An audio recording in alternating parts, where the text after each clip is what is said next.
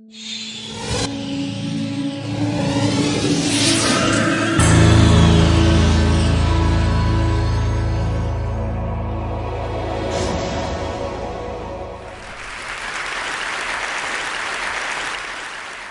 I want to start by offering you a free, no-tech life hack. And all it requires of you is this, that you change your posture for 2 minutes. But before I give it away, I want to ask you to right now do a little audit of your body and what you're doing with your body. So how many of you are sort of making yourselves smaller? Maybe you're hunching, crossing your legs, maybe wrapping your ankles. Sometimes we hold on to our arms like this. Sometimes we spread out. I see you. So I want you to pay attention to what you're doing right now. We're going to come back to that in a few minutes, and I'm hoping that if you sort of learn to tweak this a little bit, it could significantly change the way your life unfolds. So we're really fascinated with body language, and we're particularly interested in other people's body language. You know, we're interested in, like, you know, an awkward interaction, or a smile, or a contemptuous glance, or maybe a very awkward wink, or maybe even something like a handshake. Here they are arriving at number 10, and look at this lucky policeman gets to shake hands with the President of the United States. Oh, and here comes the Prime Minister of the... No.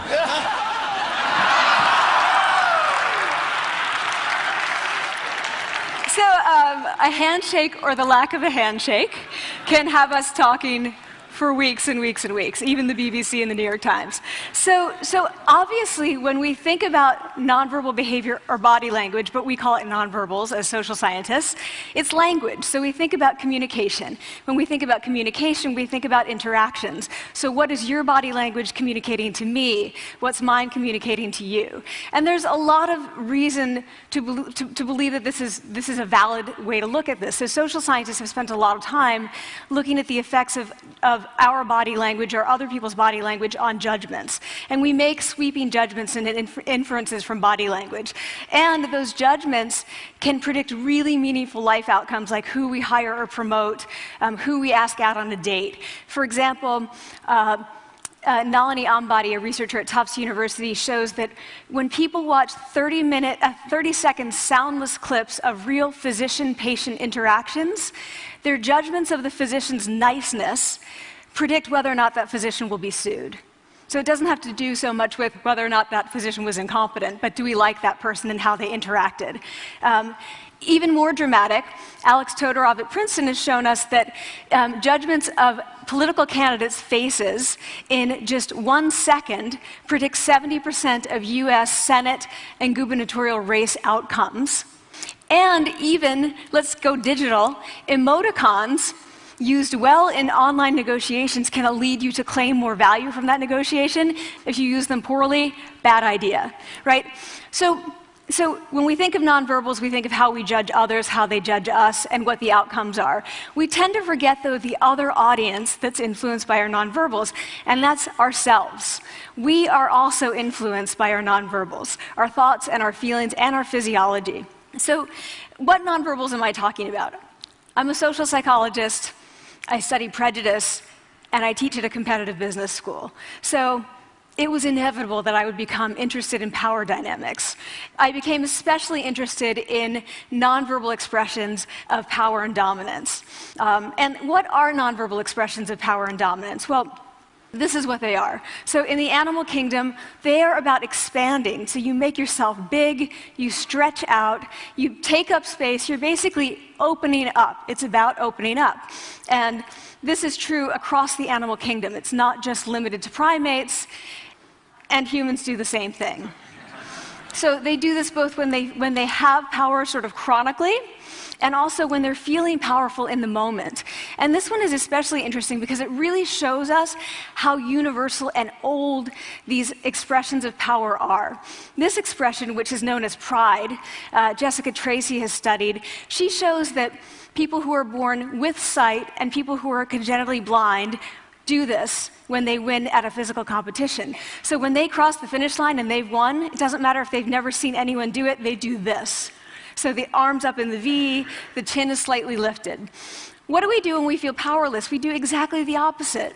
We close up, we wrap ourselves up, we make ourselves small. We don't want to bump into the person next to us. So again, both animals and humans do the same thing.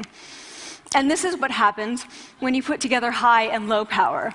So what we tend to do when it comes to power is that we complement the other's nonverbals. So if someone's being really powerful with us, we tend to make ourselves smaller. We don't mirror them, we do the opposite of them. So I'm watching this behavior in the classroom, and what do I notice? I notice that MBA students really exhibit the full range of power nonverbals. So you have people who are like caricatures of alphas, like really coming into the room, they get right into the middle of the room. Before class even starts, like they really want to occupy space. When they sit down, they're sort of spread out, they raise their hands like this. You have other people who are virtually collapsing when they come in. As soon as they come in, you see it. You see it on their faces and their bodies, and they sit in their chair and they make themselves tiny, and they go like this when they raise their hand. I noticed a couple things about this. One, you're not going to be surprised, it seems to be related to gender. So, women are much more likely to do this kind of thing than men. Women feel chronically less powerful than men, so this is not surprising.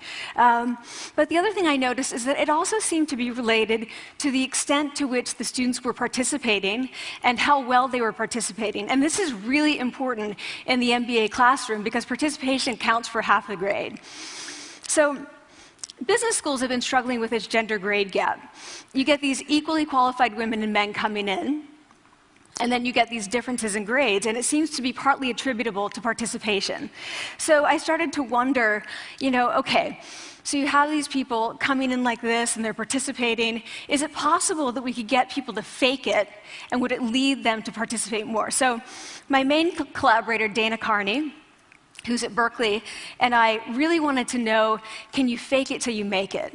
Like, can you do this just for a little while and actually experience a behavioral outcome that makes you seem more powerful? So we know that our nonverbals govern how other people think and feel about us. There's a lot of evidence, but our question really was, do our nonverbals govern how we think and feel about ourselves? There's some evidence that they do. So, for example, when we smile when we feel happy, but also when we're forced to smile by holding a pen in our teeth like this, it makes us feel happy. So it goes both ways. When it comes to power, it also goes both ways. So when you feel powerful, you're more likely to do this, but it's also possible that when you pretend to be powerful, you are more likely to actually feel powerful. So the second question really was, so we know that our minds change our bodies, but is it also true that our bodies change our minds? And when I say minds, in the case of the powerful, what am I talking about? So I'm talking about thoughts and feelings and the sort of physiological things that make up our thoughts and feelings, and in my case, that's hormones. I look at hormones. So what do the minds of the powerful versus the powerless look like? So powerful people tend to be, not surprisingly, more assertive and more confident, more optimistic. They actually feel that they're going to win even at games of chance. They also tend to be able to think more abstractly. So there are a lot of differences. They take more risks. There are a lot of differences between powerful and powerless people. Physiologically, there also are differences on two key hormones, testosterone, which is the dominance hormone, and cortisol, which is the stress hormone. So what we find is that high-power alpha males in primate hierarchies have high testosterone and low cortisol, and powerful and effective leaders also have high testosterone and low cortisol. So what does that mean? When you think about power, people tended to think only about testosterone because that was about dominance. But really, power is also about how you react to stress. So do you want the high-power leader that's dominant, high on testosterone, but really stress reactive? Probably not, right? You want the person who's powerful and assertive and dominant, but not very stress reactive, the person who's laid back. So we know that in primate hierarchies, if an alpha needs to take over, if an individual needs to take over an alpha role sort of suddenly, within a few days, that individual's testosterone has gone up significantly and his cortisol has dropped significantly. So we have this evidence, both that the body can shape the mind, at least at the facial level, and also that role changes can shape the mind. So what happens, okay, you take a role change, what happens if you do that at a really minimal level, like this tiny manipulation, this tiny intervention? For 2 minutes you say, I want you to stand like this, and it's going to make you feel more powerful. So this is what we did. We decided to bring people into the lab and run a little experiment. And these people adopted for 2 minutes either high power poses or low power poses. And I'm just going to show you 5 of the poses, although they took on only 2. So here's one, a couple more. This one has been dubbed the Wonder Woman by the media. Here are a couple more. So you can be standing or you can be sitting. And here are the low power poses. So you're folding up, you're making yourself small. This one is very low power. When you're touching your neck, you're really kind of protecting yourself. So this is what happens. They come in, they spit into a vial. We, for 2 minutes, say, you need to do this or this. They don't look at pictures of the poses. We don't want to prime them with the concept of power. We want them to be feeling power, right? So 2 minutes they do this. We then ask them, how powerful do you feel on a series of items? And then we give them an opportunity to gamble. And then we take another saliva sample. That's it. That's the whole experiment. So this is what we find. Risk tolerance, which is the gambling. What we find is that when you're in the high power pose condition, 86% of you will gamble. When you're in the low power pose condition, only 60%. And that's a pretty whopping significant difference. Here's what we find on testosterone. From their baseline when they come in, high power people experience about a 20% increase. And low-power people experience about a 10% decrease. So again, 2 minutes and you get these changes. Here's what you get on cortisol. High-power people experience about a 25% decrease, and the low-power people experience about a 15% increase. So 2 minutes lead to these hormonal changes that configure your brain to basically be either assertive, confident, and comfortable, or really stress reactive, and feeling sort of shut down. And we've all had that feeling, right? So it seems that our nonverbals do govern how we think and feel about ourselves. So it's not just others, but it's also ourselves. Also, our bodies change our minds. But the next question, of course, is, can power posing for a few minutes really change your life in meaningful ways? So this is in the lab, it's this little task, it's just a couple of minutes. Where can you actually apply this, which we cared about, of course. And so we think it's really what matters, where you want to use this is evaluative situations, like social threat situations. Where are you being evaluated? Either by your friends, like for teenagers, it's at the lunchroom table. It could be, for some people, it's speaking at a school board meeting. It might be giving a pitch, or giving a talk like this, or doing a job interview. We decided that the one that most people could relate to, because most people had been through, was the job interview. So we published these findings, and the media are all over it, and they say, okay, so this is what you do when you go in for the job interview, right? So we were, of course, horrified and said, oh my God, no, that's not what we meant at all, for numerous reasons. No, don't do that. Again, this is not about you talking to other people, it's you talking to yourself. What do you do before you go into a job interview? You do this. Right? You're sitting down, you're looking at your iPhone or your Android, not trying to leave anyone out. You're looking at your notes, you're hunching up, making yourself small, when really what you should be doing maybe is this, like in the bathroom, right? Do that, find 2 minutes. So that's what we want to test, okay? So we bring people into a lab, and they do either high or low power poses again. They go through a very stressful job interview. It's 5 minutes long. They are being recorded, they're being judged also, and the judges are trained to give no nonverbal feedback. So they look like this. Like, imagine this is the person interviewing you. So for 5 minutes, nothing. And this is worse than being heckled. People hate this. It's what Marianne LaFrance calls standing in social quicksand. So this really spikes your cortisol. So this is the job interview we put them through, because we really wanted to see what happened.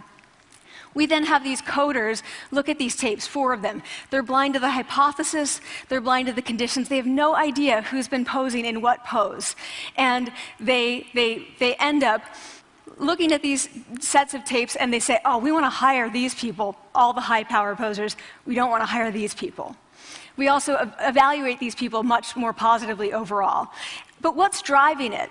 It's not about the content of the speech. It's about the presence that they're bringing to the speech. We also, because we rate them on all these variables related to sort of competence, like how well structured is the speech? How good is it? What are their qualifications? No effect on those things. This is what's affected. These kinds of things. People are bringing their true selves, basically. They're bringing themselves. They bring their ideas, but as themselves, with no, residue over them. So this is what's driving the effect, or mediating the effect. So when I tell people about this, that our bodies change our minds, and our minds can change our behavior, and our behavior can change our outcomes, they say to me, it feels fake, right? So I said, fake it till you make it. It's not me. I don't want to get there and then still feel like a fraud. I don't want to feel like an imposter. I don't want to get there only to feel like I'm not supposed to be here. And that really resonated with me, because I want to tell you a little story about being an imposter and feeling like I'm not supposed to be here. When I was 19, I was in a really bad car accident. I was thrown out of a car, rolled several times. I was thrown from the car, and I woke up in a head injury rehab ward. And I had been withdrawn from college, and I learned that my IQ had dropped by 2 standard deviations, which was very traumatic. I knew my IQ because I had identified with being smart, and I had been called gifted as a child. So I'm taken out of college. I keep trying to go back. They say, you're not going to finish college. There are other things for you to do, but that's not going to work out for you. So I really struggled with this, and I have to say, having your identity taken from you, your core identity, and for me it was being smart, having that taken from you, there's nothing that leaves you feeling more powerless than that. So I felt entirely powerless. I worked and worked and worked, and I got lucky and worked and got lucky and worked. Eventually I graduated from college. It took me 4 years longer than my peers, and I convinced someone, my angel advisor, Susan Fisk, to take me on, and so I ended up at Princeton, and I was like, I am not supposed to be here. I am an imposter. And the night before my first year talk, and the first year talk at Princeton is a 20-minute talk to 20 people. That's it. I was so afraid of being found out the next day that I called her and said, I'm quitting.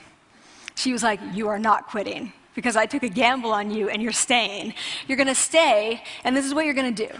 You're going to fake it.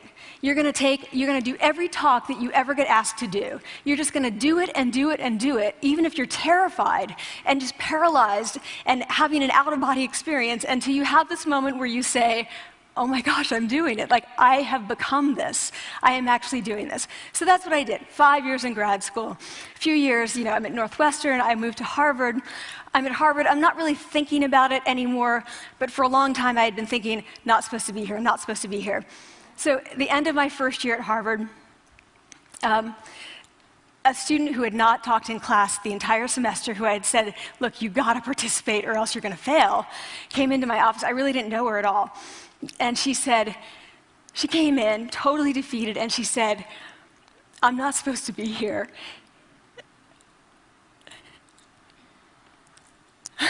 And that was the moment for me, because 2 things happened. One was that I realized, oh my gosh, I don't feel like that anymore. I don't feel that anymore, but she does, and I get that feeling. And the second was, she is supposed to be here. She can fake it, she can become it. So I was like, yes, you are. You are supposed to be here, and tomorrow you're going to fake it, you're going to make yourself powerful, and, you're going to...